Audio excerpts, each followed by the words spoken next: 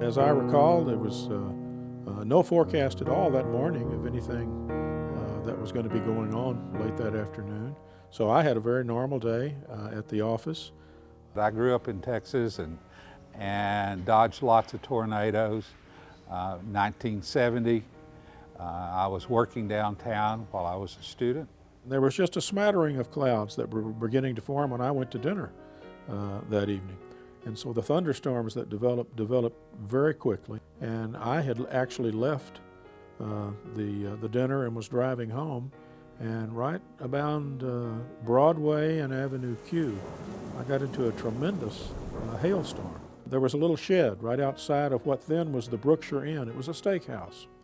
And the Brookshire Inn is now Gardski's, the same building. And there was a little shed that I pulled my car in under to get out of the hail, and then I went inside.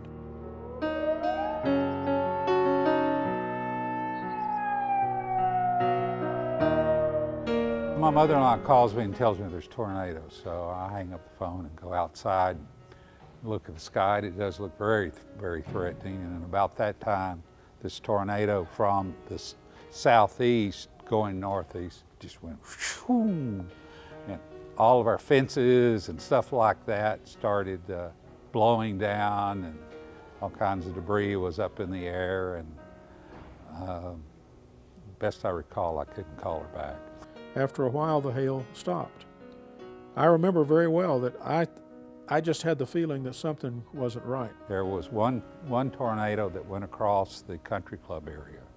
Then there was another one that pretty much came down 4th Street, missing Texas Tech barely, toppling a lot of the big light poles at the football field, and then went all the way through Overton, on the ground, all the way through into the downtown city. And we were up on the 2nd floor, and I suggested that we probably should all go downstairs. And about the time we were going down the stairs, all of the windows blew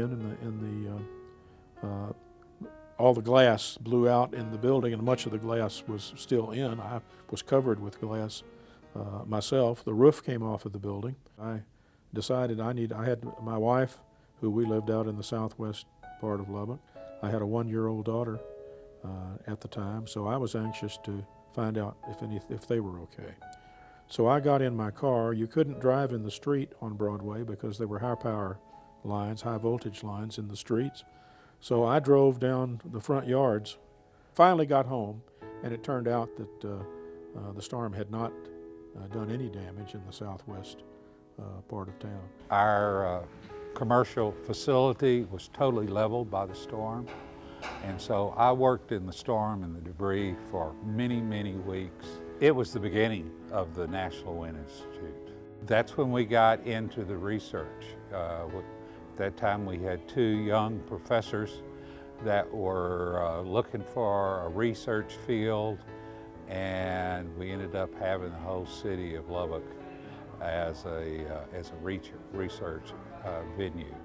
If there's any place in the world that is in the business, in research, in wind, in storms, in storm shelters, Texas Tech has been involved in all of that over the years, and is one of the leading institutions in the world in studying severe storms and tornadoes.